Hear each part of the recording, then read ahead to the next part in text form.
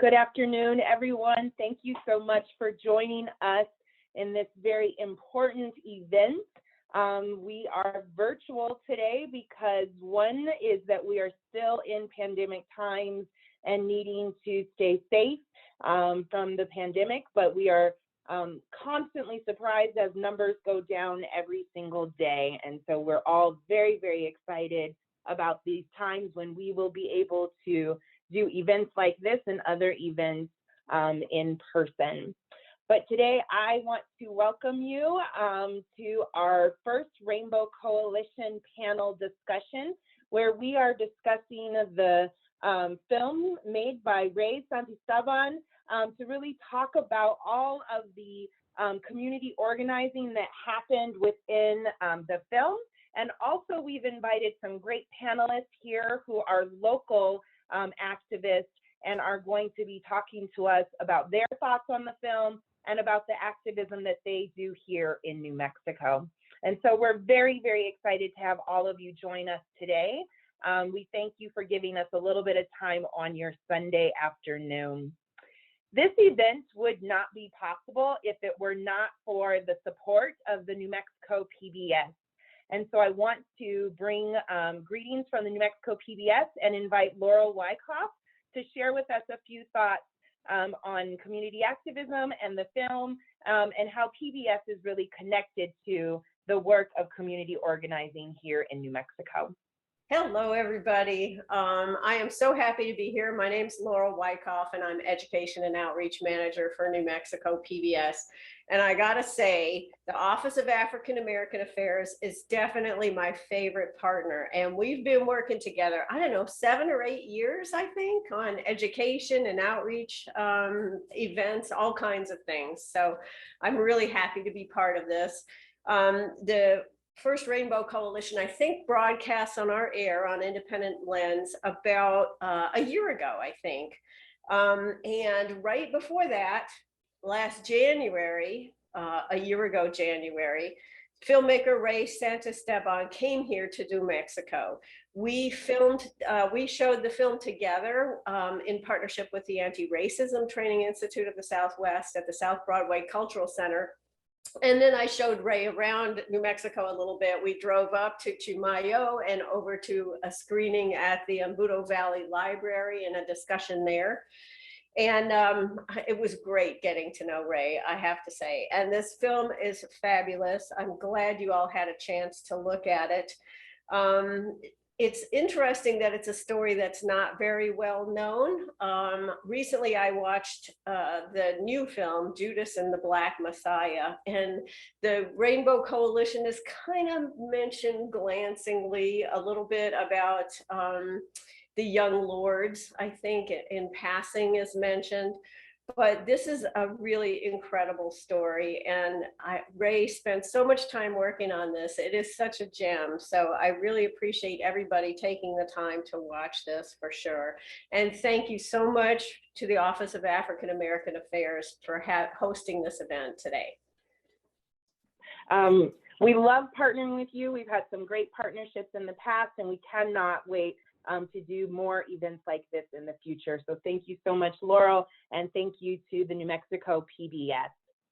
And so now I want to bring onto the virtual stage Ray Santisteban, the filmmaker of the First Rainbow Coalition. Ray has worked for the past 26 years as a documentary filmmaker, teacher, and film curator.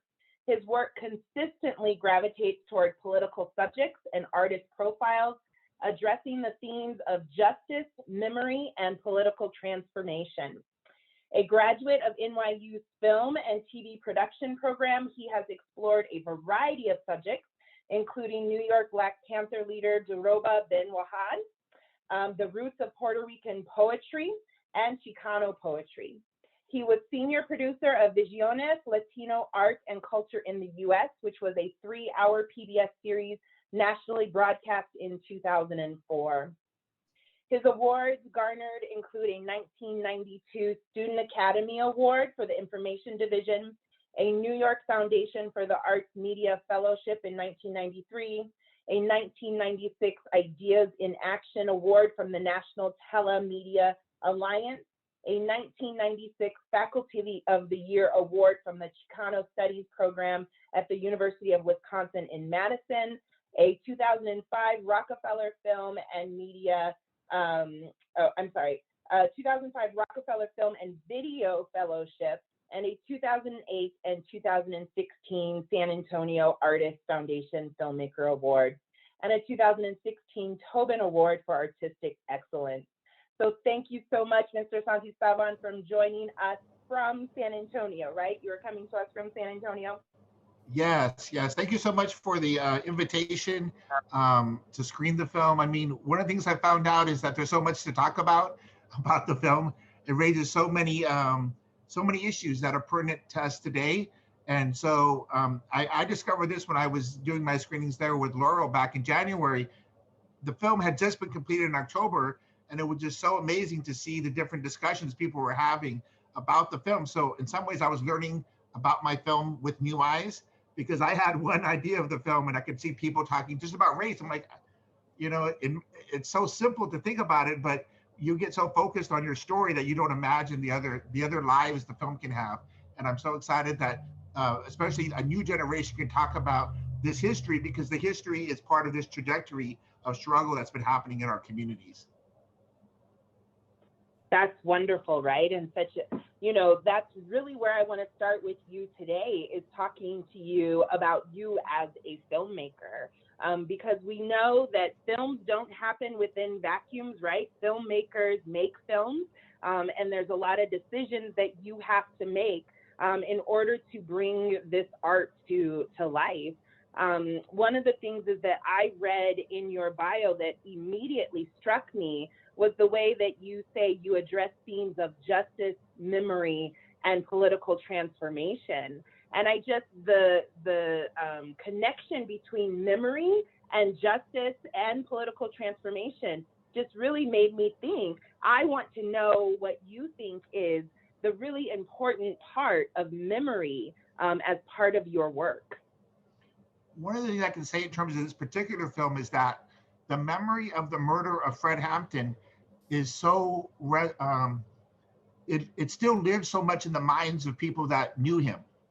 It is a deep, deep scar within these communities that someone so brilliant was taken away at such a young age, that it was something that struck me. Everyone I talked to who knew Fred Hampton just really got emotional talking about him, because he epitomized the best of what was happening at the time, and the encapsulated the potential of those movements in terms of who he was and how he lived and what he was trying to do. So when I say memory, that for me, it was this way to recognize that memory of Fred and also expand on what we know about Fred Hampton. Because when I was growing up, I mean, a lot of folks were talking about Fred Hampton as this brilliant orator and organizer, but I really thought that this Rainbow Coalition in some ways was a culmination of what he was working towards. And that's why once that Rainbow Coalition is created, Fred Hampton is murdered within 6 months, because I think that this Rainbow Coalition posed the most significant threat to the power structure in Chicago, but also nationally, because it's a transformative idea that poor people from diverse communities can get together to change society. And especially in segregated Chicago, I think that was a very dangerous idea to those people that were in power.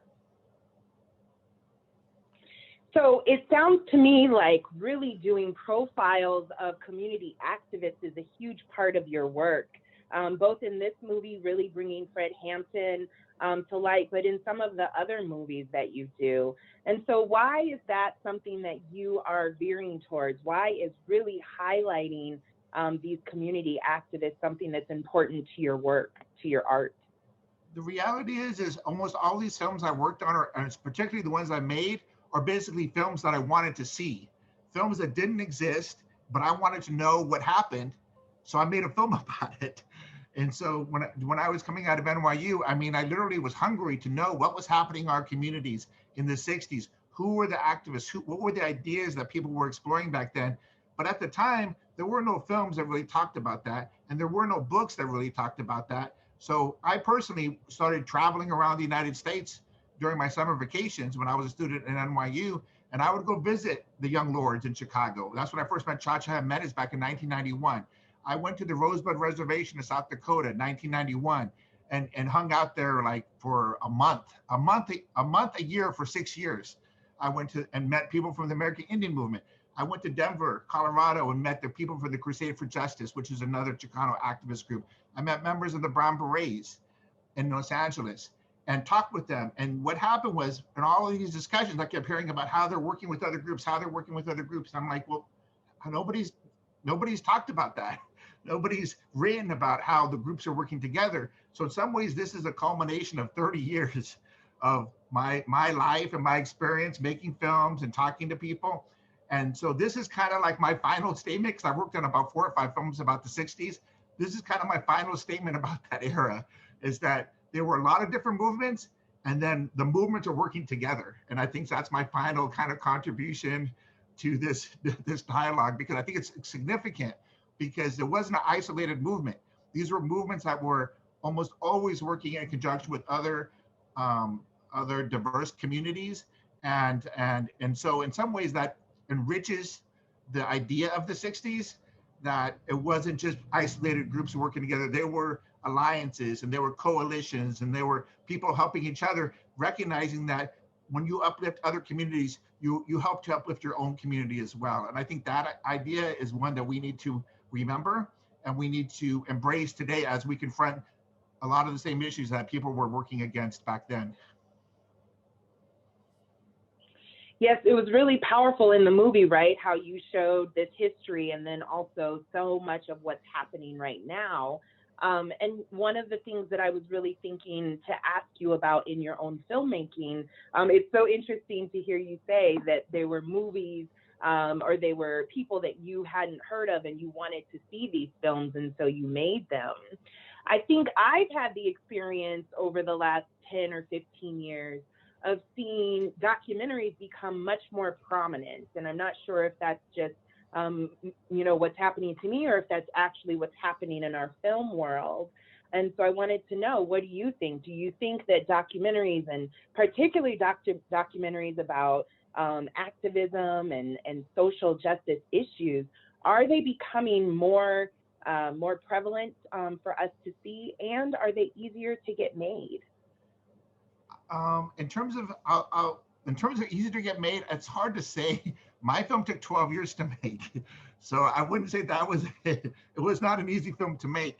But I think one of the things that's happening is our communities are having more people getting trained, and with the smaller cameras, more people are able to access them. And so there have been, I think it rises and falls.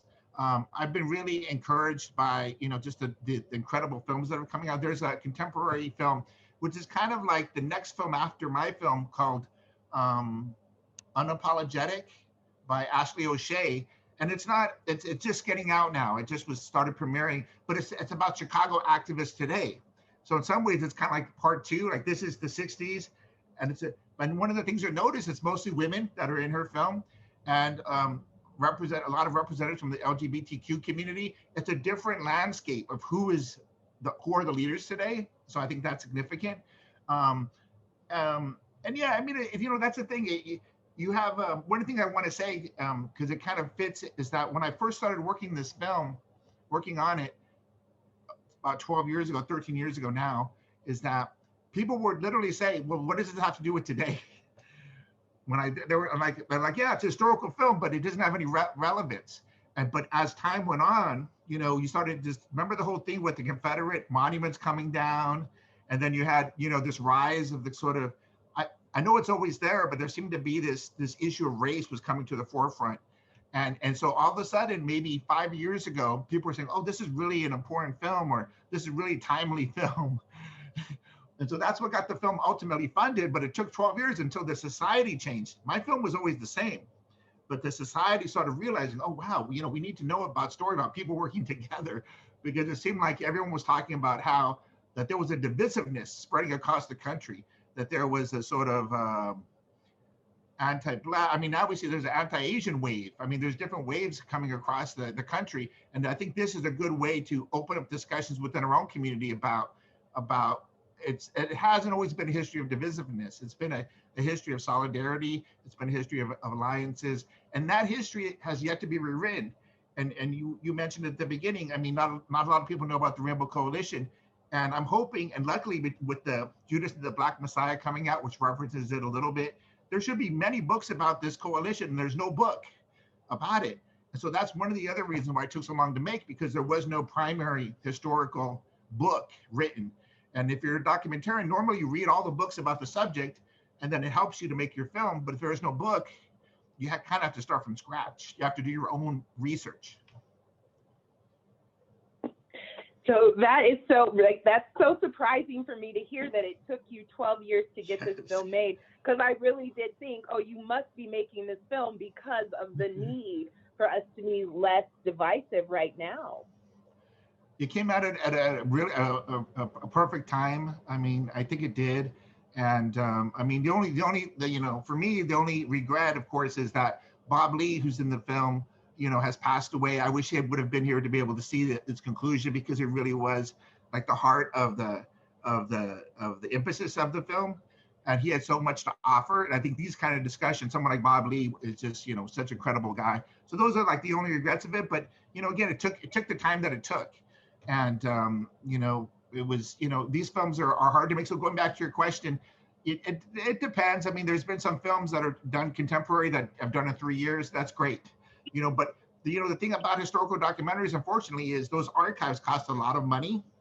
So it's not like I could have just, if I had done a contemporary film, I'm just taping what's happening now, would have been a lot cheaper to make. And I kind of boxed myself in because of the archives, but I needed the archives to tell the story. I needed to pay, we went over budget. I mean, the archives are just so tremendously expensive. So, but that's just the reality of historical documentaries.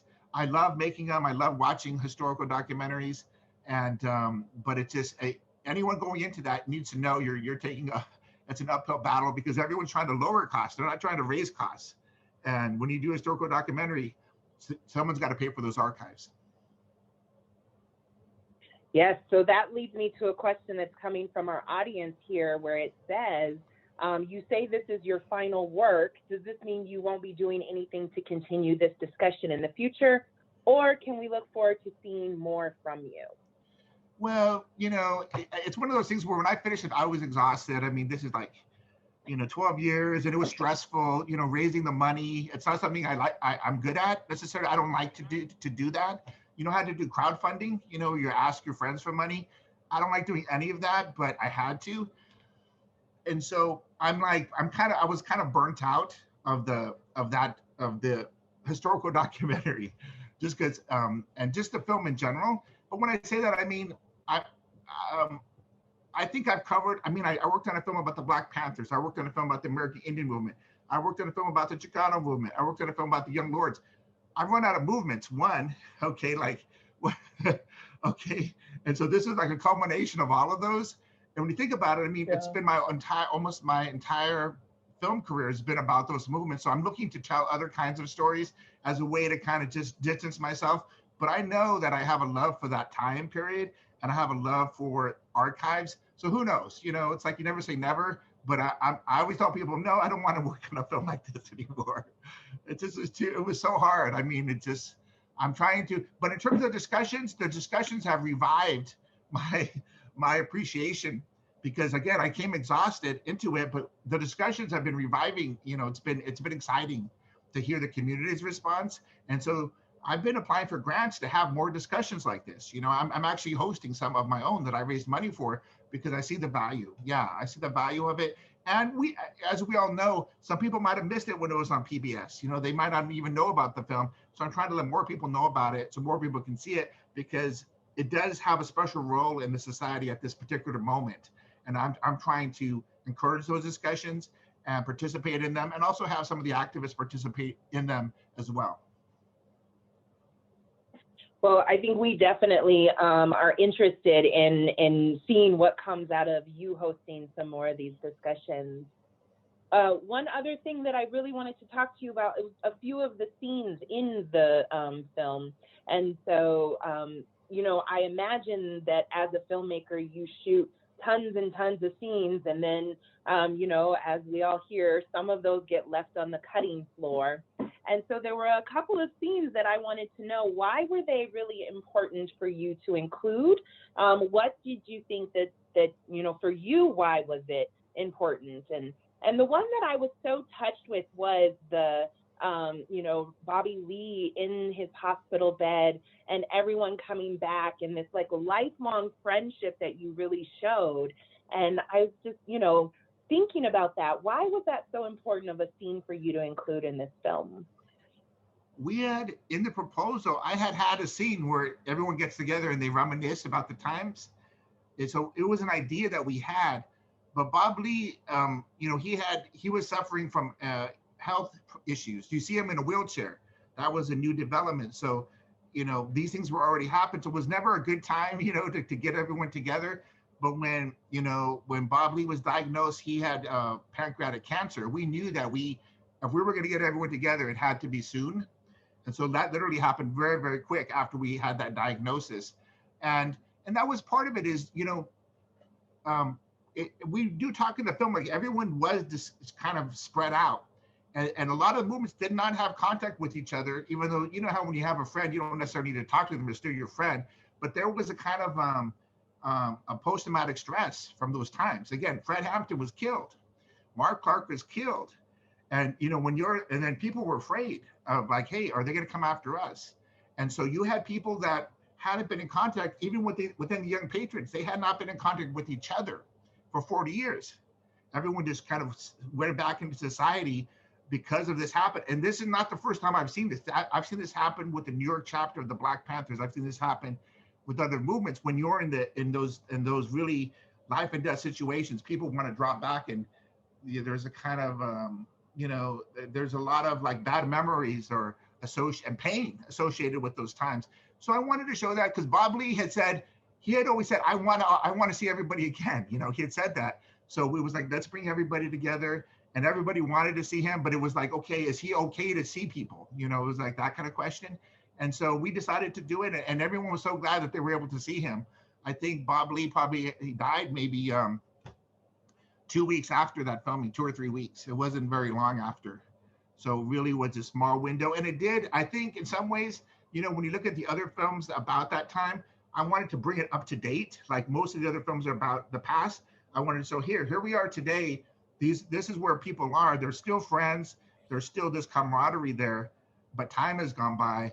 And so I think that was something that we thought was important to sort of, you know, break open the stories of the 60s a little bit more by bringing them up to date. Well, and it was, right? Like that you really were able to show us, you know, kind of what was bringing it up to date. And I think that leads into one of the questions that we have here in the Q&A, that the documentary is so powerful in the feeling of solidarity among each of the racial and ethnic groups, so palpable.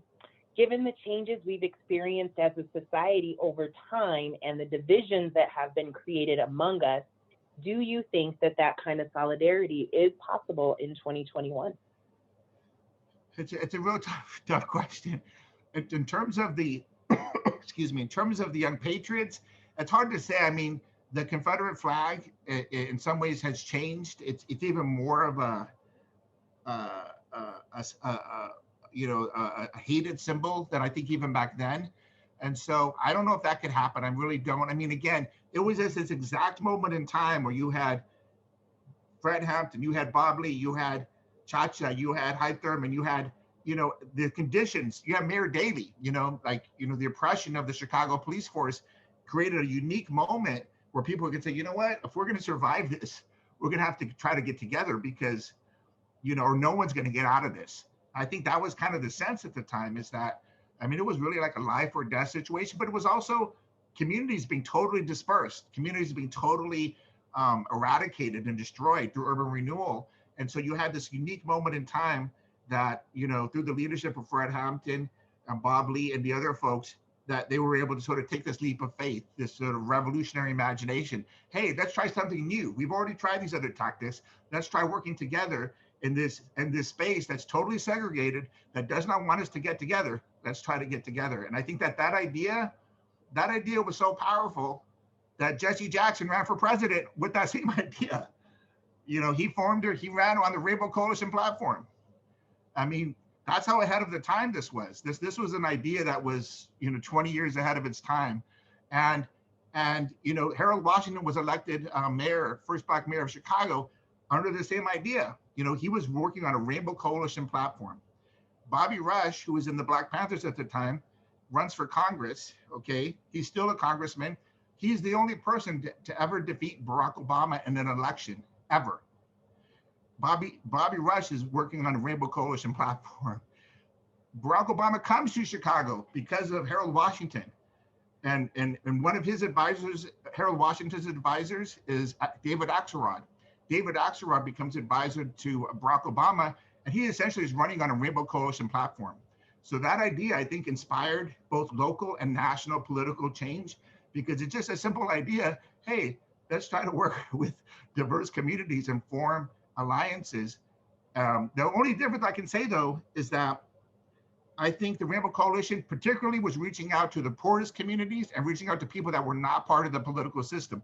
Nobody was trying to organize the gangs in Chicago to vote, but the Young Lords were. And so, that's a different, and it's still pertinent today.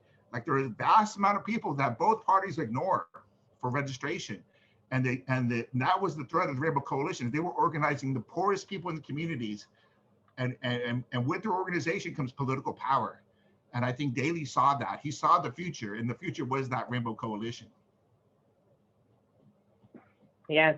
And right, that's one of the things that I really, took away as one of my takeaways from the movie, is how much the bringing together was, there's this scene that really hit me, right, where I think it was Fred Hampton that was standing up and was saying, I want power for people, white power for white people, black power for black people, red power for, Native American people. And that he really was saying he wants everyone to have that.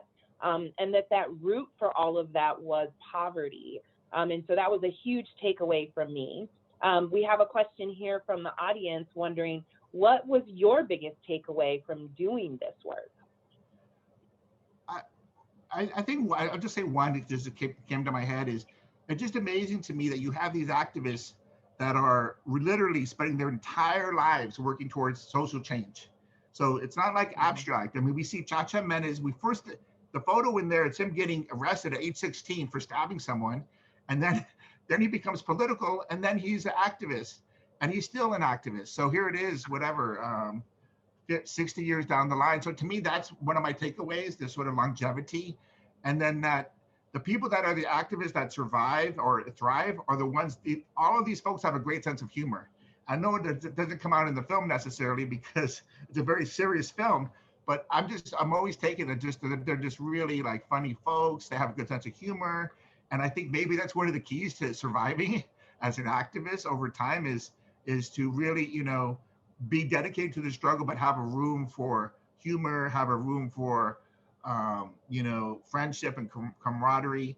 And that's just an observation. It's just like, again, like Bob Lee, he was in the hospital and he was doing clothing drives in the hospital. He was asking people, if you can come visit me, can you donate, bring some clothes to donate so we can give them away to people in our community?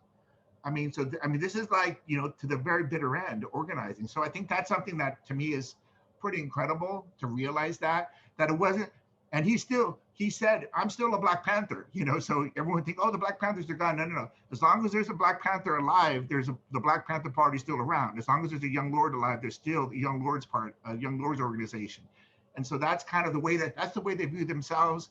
I think it's an interesting way to view it. And that it's a way that it's one of the lessons I took is that I appreciate the dedication of these folks, not over 5 years, not over 10 years, over the vast majority of their lives. That really activism is a way of life. Yeah. Something else that I saw in the movie that really, for me, was different than other documentaries I've seen of this activism at this time was that I did not see you put any images of Black Panthers with guns in the movie. It's that, I watch many Black Panther movies, and what is very common, I think, is Bobby Seale in the king chair with the gun next to him, or images of them walking down the street. But that your images of the Black Panthers and just of all the activists in this, even though they did say that they were ready to do violence if they needed to, especially the scene where they went into the community center and were throwing chairs and really shut down the meeting, but you never used images that showed violence. You used images of their 10-point plan. You used images of serving breakfasts. Why did you choose to do that when so many other filmmakers love to show that almost violent part of the civil rights movement? Well, until you brought it up, I wasn't aware that I did that. I can't necessarily say it was a plan, but when I was thinking about it, when you were asking the question, I can tell you, I've actually never seen an image of the young lords with guns from Chicago. I've never seen an image of the young patriots with guns. Now, the Chicago Black Panthers, I've seen some images, but it was within their own space. They had guns. They never were outside. And part of it was a little different. Again, in California, which is where a lot of those images came from, it was legal to be outside carrying guns as long as you didn't have a round in the chamber. That was the whole thing with them going to Sacramento. They could do that because there wasn't a law. And of course, they changed that later. Or yeah, you can. But also, to tell you the truth, Fred Hampton, again, and Chicago is, again, one of the, under Mayor Daley and the Chicago police, to do that would have, it would have been, I'll just say it this way, is that there was a group that was a split off of SDS called the Weathermen, and they were involved with some bombings and some other stuff like that. Now, the thing is Fred Hampton called them custoristic, because he said, never put people in danger because the police are going to kill those people, and so that he looked at it a different way. The main goal of those chapters was to protect their membership and protect their community. So they were a self-defense organization, but they had weapons within their own space. They were not walking around with these weapons out in the public for a lot of different reasons. Chicago was a very different city than Oakland at that time, and even New York City at that time. So I just think that that's the reason. And there aren't a lot of those images around, to tell you the truth. That's a really good historical insight. Thanks so much. So I want to give us time to hear from other people who were able to watch the movie and have information that they want to share. So we have a group of panelists who are activists here in New Mexico. They are very exciting people who are doing exciting work here in New Mexico, and all within kind of that same mindset of bringing together groups for coalition building.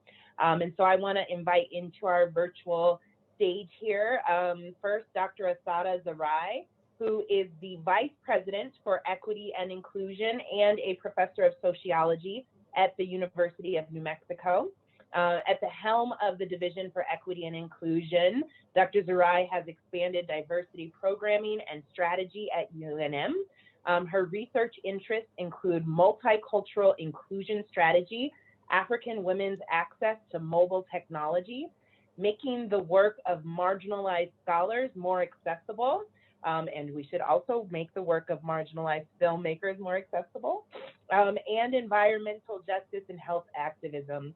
She has published 5 books spanning these topics, the latest of which is African Women, ICT, and Neoliberal Politics, the challenge of gendered digital divide to people-centered governance, right? She has also written Intersectionality in International Communities, the Struggle for Inclusivity in Multicultural U.S. Protestant Congregations, where she examines the impact of political activism and the Black Power movement in Chicago on diversity at the University of Illinois at Urbana-Champaign. So Dr. Zarai, thank you so much for joining us. And we'd love to just give you a couple of minutes to share with us your thoughts on the film and things that struck you. Thank you so much. And thanks so much for inviting me to this panel discussion today. Ray's movie is amazing. And so I'm just so pleased to be here to talk about it. And I'm going to give you kind of a personal perspective on it. I really enjoyed this walk down memory lane. And so it's interesting that Ray talked about memory as a part of the process of making the movie.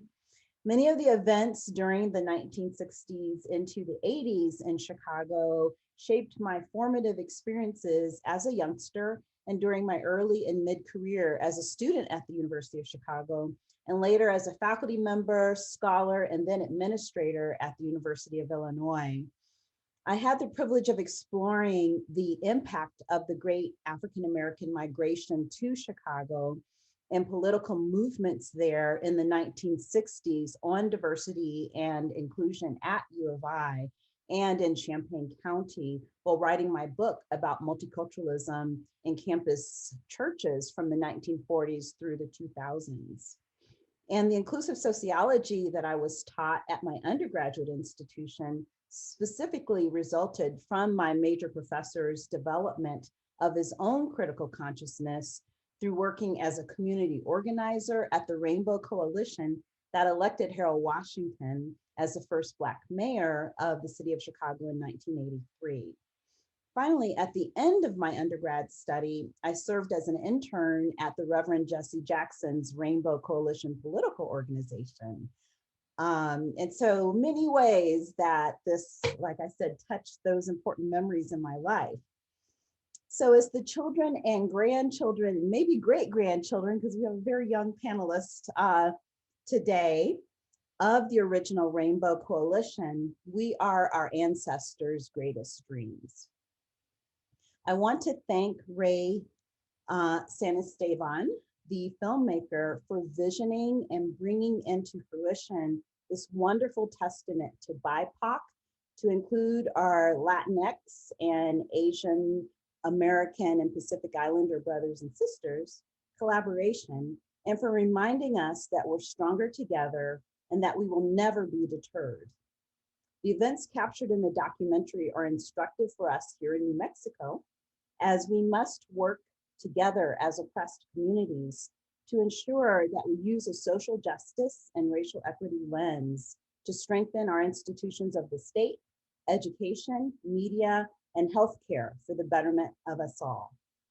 In writing my book, I learned that at the University of Illinois, the Rainbow Coalition was one of the influences that inspired the development of the Student Equal Opportunity Program, affectionately known as Project 500, a wildly successful program in which over 500 Black and Latino freshmen enrolled at the U of I in the fall of 1968. This increased the number of Black students there from only 223 to over 600 instantaneously. It's my hope that we can reimagine a similar vision here at UNM and create a Project 1000 in which we recruit a Rainbow Coalition of 1,000 or more students from our community colleges in the state to matriculate to UNM and expand opportunity by cultivating the potential and centering the community wealth of the peoples of New Mexico and beyond.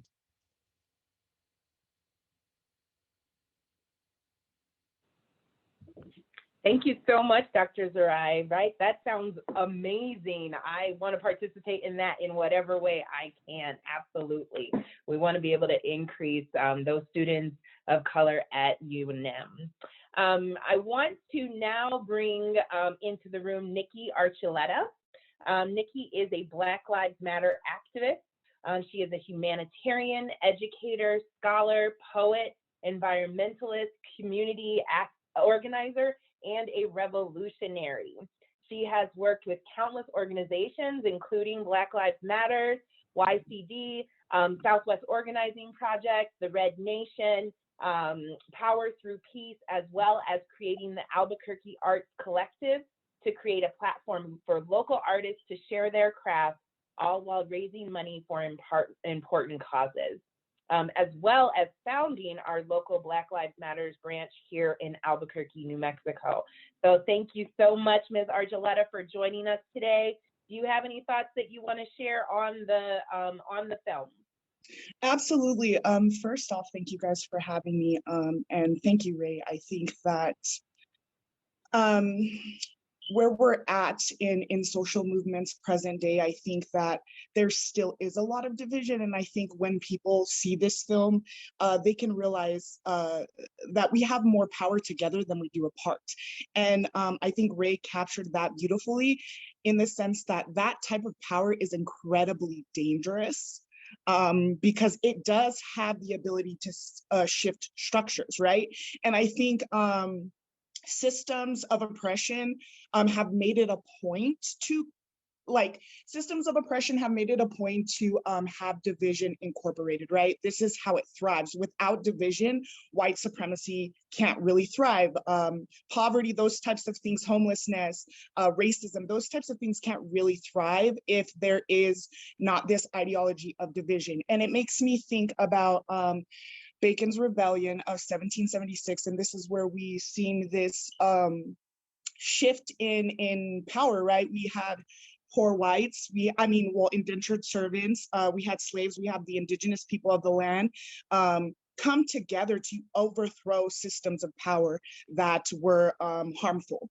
And I think that I was when watching this film, I think I'm a very critical person. So when I was watching this, I think one of the things that really stuck out to me was the whole piece about the Confederate flags, how we were in this space, they were in that space of the Rainbow Coalition where they were kind of still sporting this symbol of hate, right? And I love that Ray closed that, because in my brain, I was kind of like, no. When I seen that, I was like, no. So I love how Ray at the end kind of put it in this space where, yeah, that these individuals, these poor white folks who were coming to organize, realized that that is a symbol of hate. And we are in a space where we can't allow, whether it's a part of our history, whether it's a part of, where you come from, there are symbols that are just not acceptable, right? We look at, I've been having conversations with people, especially as an activist who works to end police violence, right, against marginalized groups of people, specifically Black folks. And it's really interesting because I tend to have this conversation with people who say, well, Black people are not the only people who experience police brutality, right? And what I've learned is that in having these conversations with people, it's more about this ideology of justifying police brutality in Black communities, and less about the fact that, hey, if that is something that is happening, you should be more concerned, right? These things affect people on a mass level. So when we're thinking about what's going on in Asian communities, and like I said, I had another conversation about how Black folks have participated in the violence against Asian communities. Yes, that may be true, but at the end of the day, at the core of that is white supremacy. And it creates these divisions, right? The reason why we beef with each other is specifically at the core, white supremacy has this way of dividing people, right? When you talk to Trump supporters, or when you talk to poor white folks, in a sense, they all want the same thing that we want, right? We want equality, we want equity, we want to be able to live and not worry about food and housing and poor education. So I think that when we put ourselves in a space to where we can acknowledge, and I think this film does that, we can acknowledge that we do have more in common than we don't, right? We have more in common with each other than we have with people in power, right? With millionaires, the one percenters. We have more in common with each other than we do with those individuals. And I think hopefully, that's something I strive for in my day-to-day life, but also in organizing, is putting people on in a space to say, hey, we're all struggling. We're all experiencing some type of violence. We're all in a space where we're experiencing trauma. And when we can be in a space to realize that and say, hey, it doesn't take away from someone's individual experience or group experience on a mass level, I think that we can really, really, really have some very, very powerful strides in our community and power here. And I think hopefully we'll get to a space where it's not about who has struggled the most, who has, who has experienced the most trauma, because we can do that all day, right? We can sit here and say, go tit for tat, like who has it worse. But I think when we realize, hey, like, we're all struggling, we're all, like I said, experiencing trauma, we're all experiencing violence. That's where the real organizing starts. That's where the real organizing begins. And we have the power to shift things, like you were saying, Amy, when he's saying, it's power to the people. It's not power to one specific group. Fred Hampton wanted power for the communities that are experiencing this type of violence. So hopefully, like I said, that's what I strive for. And hopefully I think it is possible. I think it's definitely possible with lots of education and lots of spaces of open communication and organizing together. I think that that's something that we can definitely do.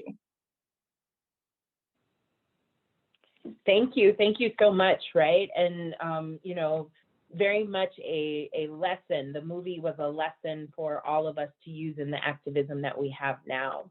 Next I want to bring in one of our young community activists, CJ Cushman. CJ is a leader in the Together for Brothers movement. Together for Brothers is a local nonprofit organization here that has been doing some very powerful work around access for young people. It is led by young men, and so we're extremely excited to have Mr. Cushman here with us today. Anything about the movie that you want to share or thoughts on what we're talking about before we get started with questions? Yeah, so I'm a 14-year-old boy, and usually I'm not really interested in movies unless there's like a bunch of explosions and stuff. But watching the Rainbow Coalition movie, it was really powerful for me because first, like you said, I got to see the Black Panther Party in a brand new light, because usually on the documentaries I used to watch with my family, there was always a few pictures of the Black Panther Party having guns, So seeing that happen was pretty powerful, with like no guns and none of that violence specifically, even though they said they were willing to be violent if they needed to. However, another thing that was really powerful for me was the fact that they were all working together, especially the white people, because it's like, how do I put this? It's kind of hard because every time there's a new wave of races being threatened, like it's like that's the only race that matters, even though there are still races that need to be protected and stuff. I'm not lessening those races, but it kind of seems like during the like Black Lives Matter movement, that was kind of the main spotlight of the attacked races, even though there was like Latinx and Mexican people being attacked, and Asian people being attacked still, and Native American people being attacked, and now that Asian people are being attacked, So seeing them all working together in one like group, even though there were a bunch of different divisions, the Young Lords, the Young Patriots, and the like Black Panther Party, and such forth and such which, it was still really awesome to see them working together in like a community, because usually like people try to stick with their own groups, and it wasn't really, they both divided and conquered, and then when they needed to, they grouped together. So that was really powerful for me. Thank you so much. So, I want to take the opportunity to hear from you all who are doing amazing activism here locally in New Mexico, and also you, Ray, to be able to share with us any thoughts that you might have on how the film is connected to the activism we're doing here. And the first thing that I wanted to ask our activists is, do you see ways here in New Mexico where we are forming these type of coalitions, where we are bringing together people who would normally be, considered as opponents of each other or divisiveness? What things do you see here happening locally? If you guys don't mind me jumping in, absolutely. I think within my organizing experience, what I've seen, I think it's incredibly easy to feel alone and frustrated and feel just lost, right? This is years and years and years and years and years of this type of violence that Black folks are experiencing. And I think for me, one of the most beautiful things, I love my culture. I love where I come from. I love who I am. But I think one of the most beautiful things that I've seen within this past summer when George Floyd and Breonna Taylor, and it gets me every time. I'm getting choked up now just even talking about it, is being in a space where there's so many people who like value you as a person, right? I'm so sorry, guys. Because I think as a Black woman, we're always put in these spaces where we feel unheard, unprotected, and to be in a space where people of all nationalities, backgrounds, genders, are saying, I support you and I want to protect you and I hear you and I see you. I think for me, that is one of the, I think for me, that's one of the most beautiful and healing things that I've experienced. And I see the Rainbow Coalition reflected in my own organizing. And it's lovely to be in a space, you know, with people who understand. They can't directly relate to your struggle, right? They don't have that experience, but they can understand that you're a human being and all you want to be seen as is a human being. So I think for me in my organizing, I'm thankful for the work that the Young Lords have done, the Patriots, the Black Panther Party, the Brown Berets, and so on have done, because we're all just people. We're all just trying to live in a space where we're not afraid to go outside. We don't have to tell our children, you know, we don't have to ruin their pureness by telling them, hey, you can't do these types of things in these spaces. So I think for me that was the most healing, because it's easy to feel lost and just hopeless, and seeing all those people come out and say, you know what, like, this is not acceptable for us. It kind of closes this hole of like emptiness and feeling, you know, like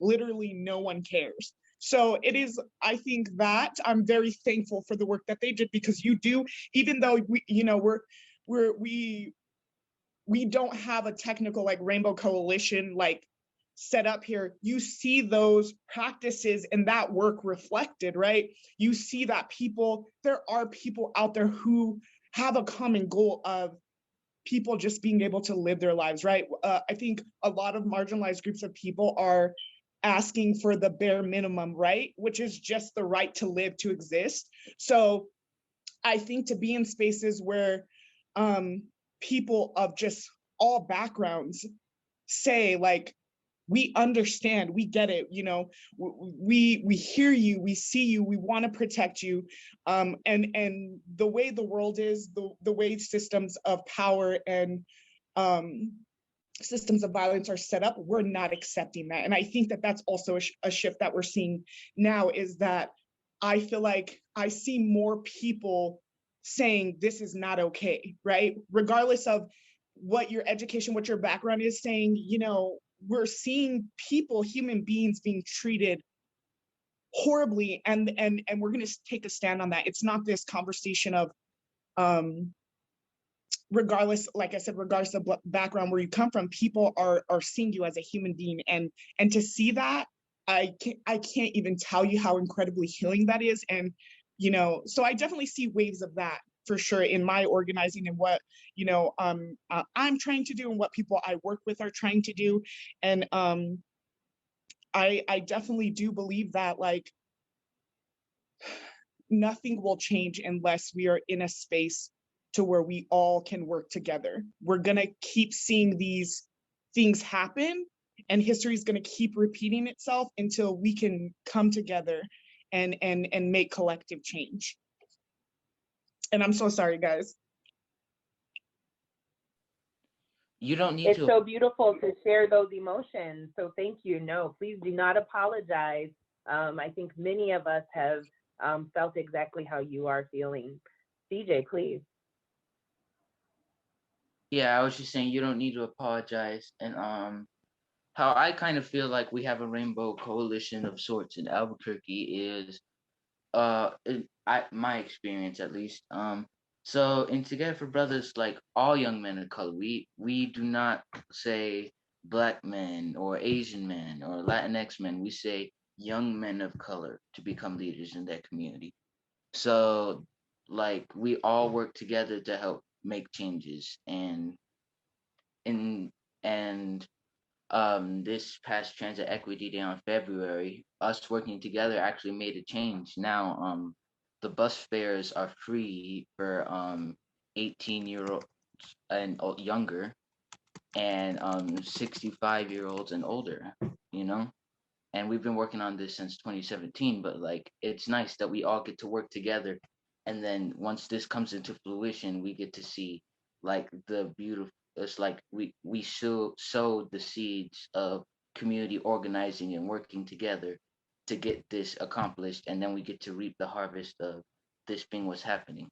But also and not just community organizing, but in school, like you honestly, it's kind of just like you're trying to figure out who you are in school, you know.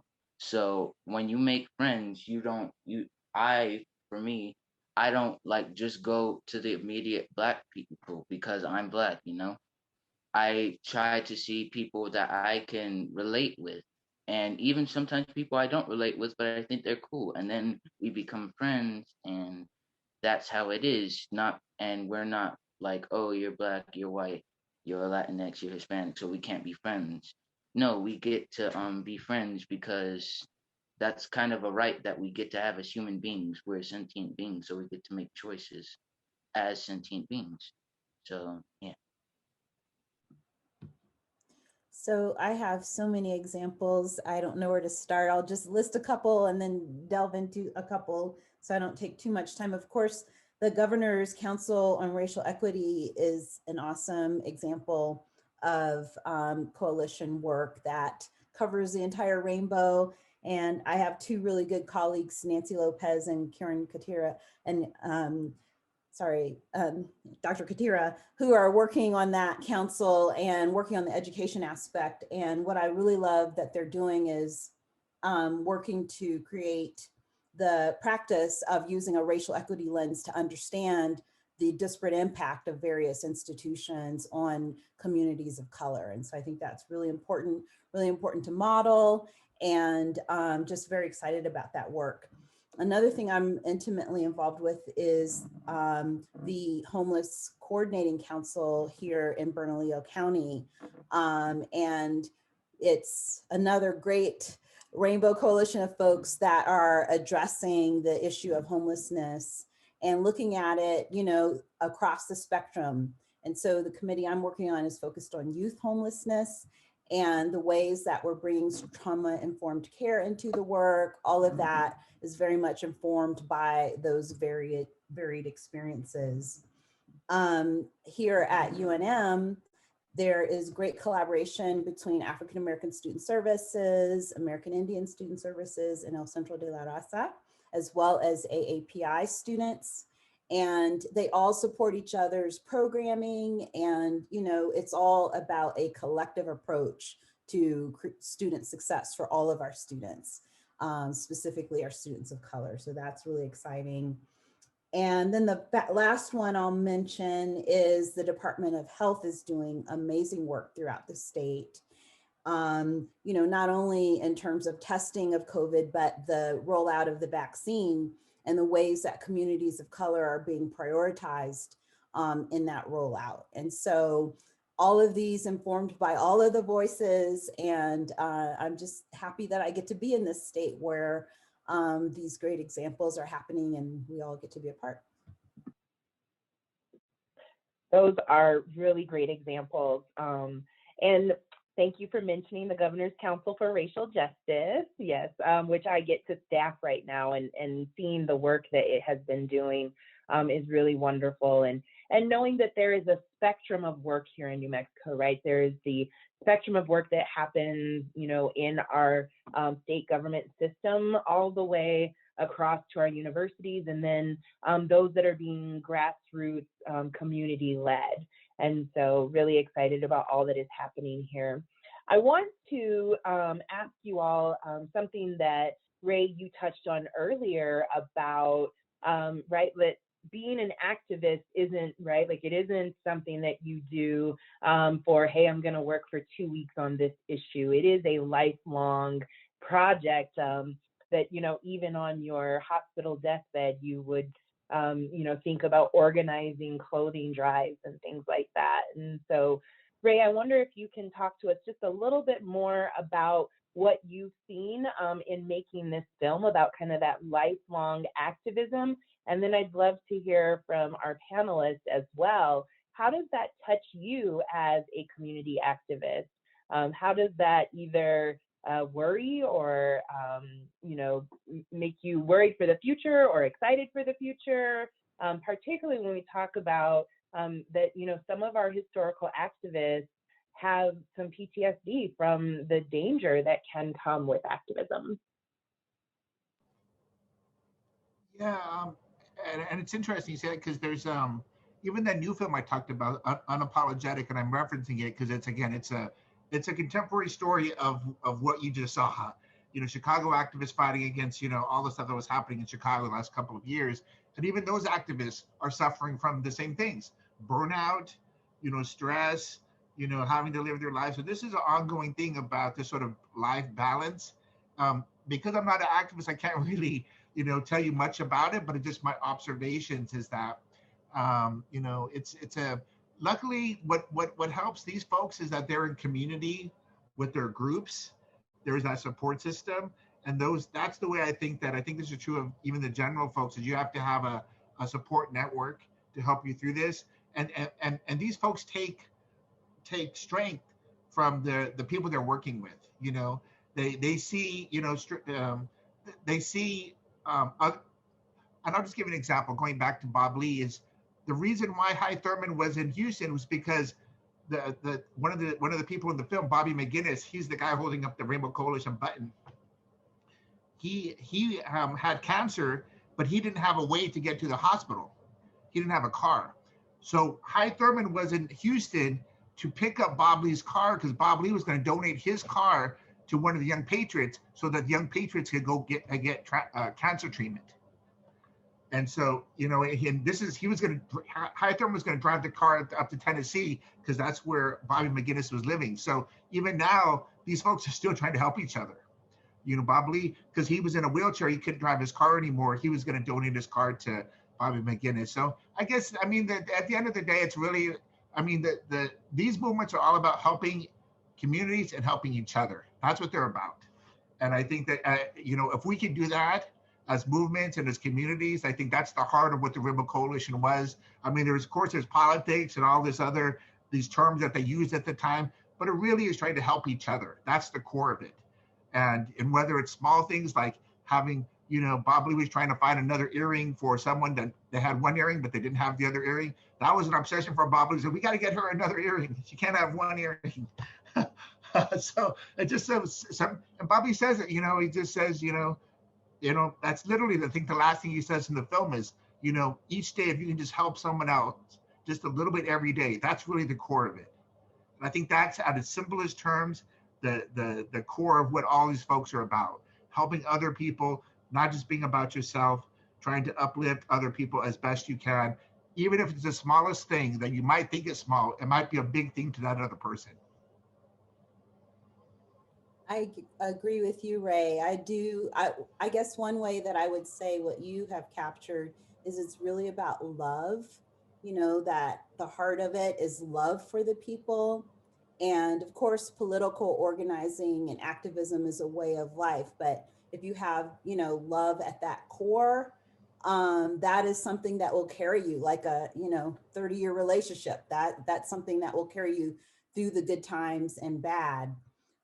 Just, you know, I'm always giving advice to students around all of this, having done this kind of work for many decades myself.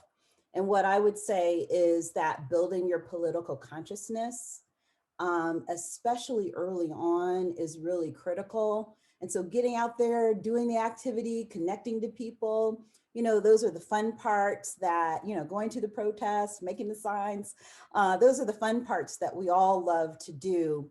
But another thing that really will serve you for your decades going forward is also developing that political consciousness. And so one of the ways that I would recommend that students and young people think about doing that is by creating reading groups. Read the work of these activists from all the decades, because there's no reason for you to reinvent the wheel. There's no reason for you to make the mistakes that we made 20 years ago. You can learn from our experiences and do things better, in the future. And it's something that will give you that critical lens in terms of what's happening, not only in the contemporary times, but going forward in the future. It's something that you will never lose. You will always be able to have that critical perspective on what you hear in the media and able to test it against actual facts. So I'm a professor, I could talk all day about this, but I'm going to stop and just leave it there to just say, please also, in addition to the love for the people, self-love and self-care, make sure that you're caring for yourself in terms of developing that critical consciousness.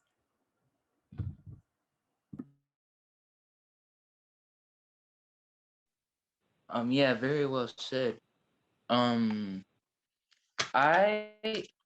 When I saw Bobby Lee on his deathbed and he was hugging the other members of the Rainbow Coalition, that made me really both sad and happy. And it was sad because he was dying, but he wasn't really dying. He was just descending. But it made me happy because, like you said, he was doing activism till the literally day he passed on. So that doesn't necessarily make me worried. It makes me hopeful for the future, because if he has inspired a whole new generation. So if he can make me think that is good, and then I could talk to my friends, and then if we just keep on, it doesn't even have to be a bunch of people. Like if one person talks to one person and then they're in, so then they talk to one person and they're in. And then the community keeps growing and growing and growing, and then you get more activists and more activists and more activists.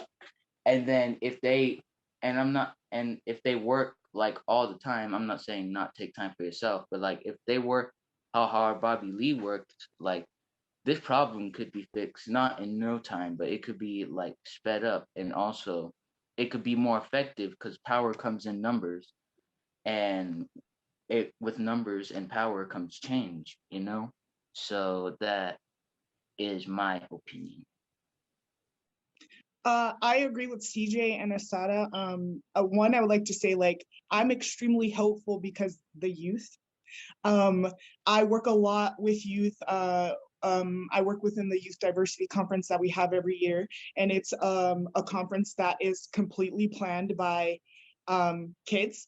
So I think the youth make me extremely hopeful. I can have, it's kind of funny that I can have conversations, where they get it, and adults are just still struggling, so I love that. And I'm so thankful that CJ is in this space and in this, platform, because I think that we definitely have to include the youth.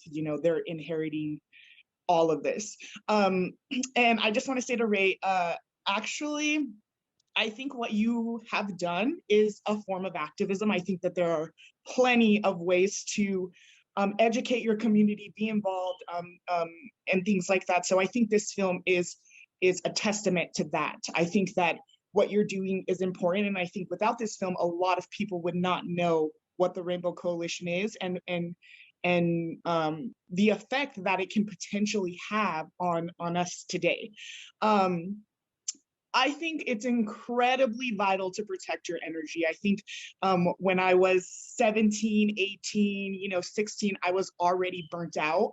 One, simply existing in these spaces, right? And basically, I learned that I don't have to explain my existence to people.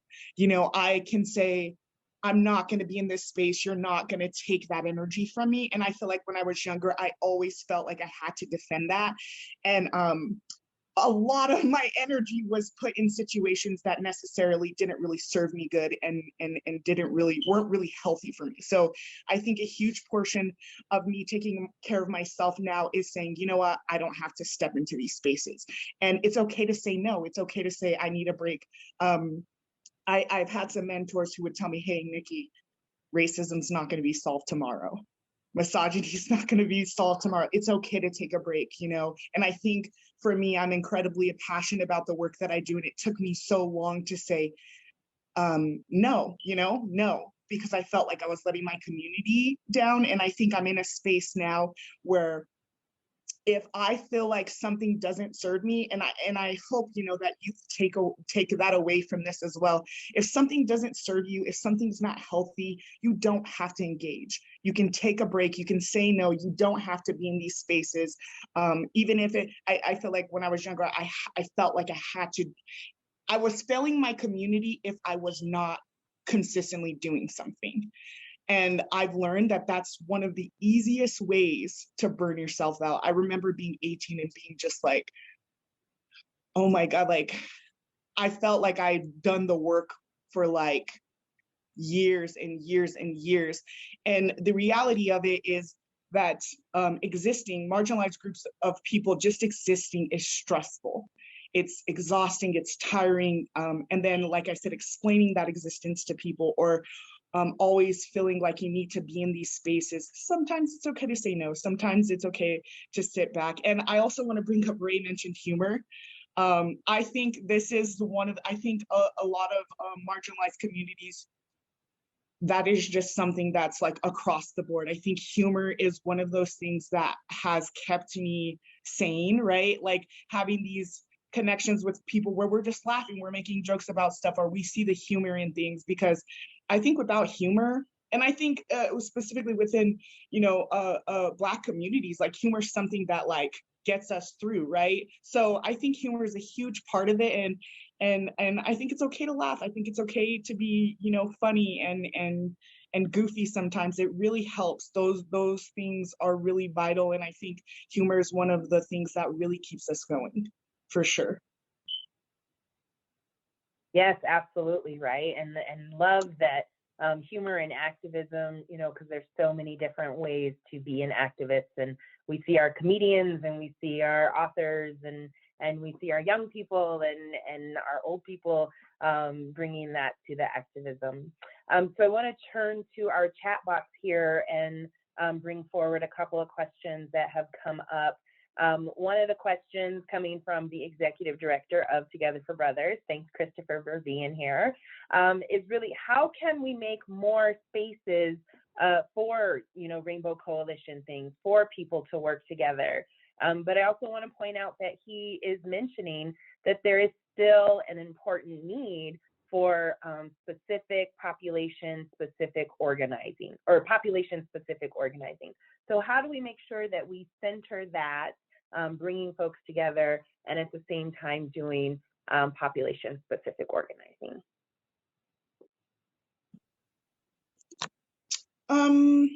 I think for me, I think moving in these spaces is very critical, and it can be difficult because I think that we have to make sure, so how I feel about it is I feel like there's a time and space for specific conversations, right? So I feel like, hey, if we're having a discussion on the violence Black women experience, let's have that discussion, right? And I think what happens is a lot of people get in a space where you're talking about a specific group of people. They feel like their experience doesn't matter. And I think when I have conversations with people in organizing, I try to kind of get them out of that ideology that like, hey, if we're talking about Black trans women, your experience doesn't matter. That's not that's not what we're saying, right? That's not the conversation we're having. What we're saying is, this is the conversation at hand. I'm not gonna go to a Red Nation protest and be like, hey, we're going to have this conversation about Black folks. We understand that Black folks are in a space where we're experiencing the same type of violence. We're setting aside this time to talk about these issues, right? And I think that has to go with education, right? Educating folks and having conversations specifically about intersectionality, right? It doesn't take away from your experience. What it says is that there are just sometimes more people depending on their intersectionalities who experience more violence than you, right? So me being a lighter complected Black woman, I still experience trauma and violence, although my sister, she's darker complected than I am. She experiences violence on another level. She's also, she's a woman, she's Black, and she is a lesbian. So she has these intersectionalities that change her experience and put her in spaces where she experiences more violence than I do. It doesn't take away from my experience. It doesn't say my experience doesn't matter, but we have to be critical that when we're having these conversations, and I think that that's a huge issue. I think when I'm organizing is I see it becomes, like I said, it becomes this conversation about like, what about me? And I think once people get out of that headspace, like, we're not saying your experience is not important. What we're saying is these are the people who are experiencing the most violence and trauma right now. So this is the conversation we're having. And I think once we can, and I feel like that comes with, just education, having conversation, creating spaces where it's okay to say things and people correct you in a positive sense, right? Where we can say, hey, yeah, we'll talk about this experience at another time. This is what we're focusing on. And I feel like that's the biggest thing for me. I think when I go into any organizing space, I make sure, especially if I'm, if I'm the one responsible for that platform, I make sure that people are aware of the conversation we're having, and I think it's normal to feel left out. I think it's normal. I think we in the society we live in, we've been programmed to this division, to be at each other's throat. So I think it's normal when people say, hey, what about me? It's just redirecting that, right? And how we can redirect that in a sense that people can understand, oh, I get it. You're not devaluing my experience, but this is what we're talking about. This is what we're working towards at the moment. So let me then put another question from the chat box to you all is, what do you recommend for those who have reached out and tried to collaborate, but are not getting callbacks or not being invited into the conversation? How do you think those folks can, not push themselves in, but, how can they be part of this conversation and this community collaboration? So I already put this in the chat, but I'll just quickly summarize. I know it can be frustrating when people don't respond. And, especially for those of us who are outsiders to the community or newcomers to the community, sometimes it can be really difficult to break through. We have to recognize, I think, that it takes time to build trust and for people to really respect and trust what you're bringing to the table. I know even in terms of the Black Panther Party, there were concerns that people coming in were not necessarily coming in with the best intentions. And often undercover police would join, the Black Panther Party, kind of broadly conceived, and, for nefarious purposes. And so it's understandable that that lack of trust would be there. And so my strategy has always been to go ahead and, work with the people who want to work with me, the people who will call me back. And hopefully everyone else will see the good work that's happening and then want to join in. And can I just add a little thing to that? My experience within organizing, I felt this need for, there was nothing that centered Black women and Black trans women. And I felt that that was incredibly important. And so what I will say is, if you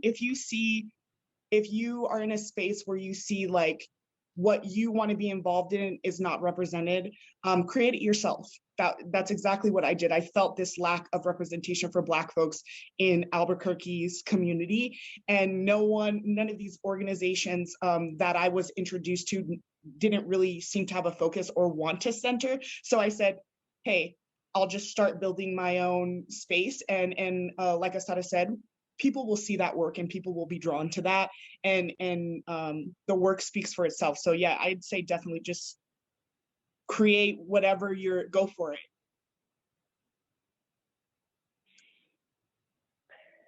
That's powerful. So we really are, we're about to end out of time. There's so many other questions that we could address and so many other things that we could talk about. But, you know, we're right at the end. And so I just want to thank you all for your time today. Thank you for the work that you are doing. Ray, thank you for joining us, and thank you for this movie that really gave me a whole new understanding of the Rainbow Coalition and how they came together. And so what I want to end with us today is, you know, as Nikki said, as CJ said, as each and every one of you said, there are so many different ways to engage in this work. And there is so much work to be done when we engage in it together. It can get done faster.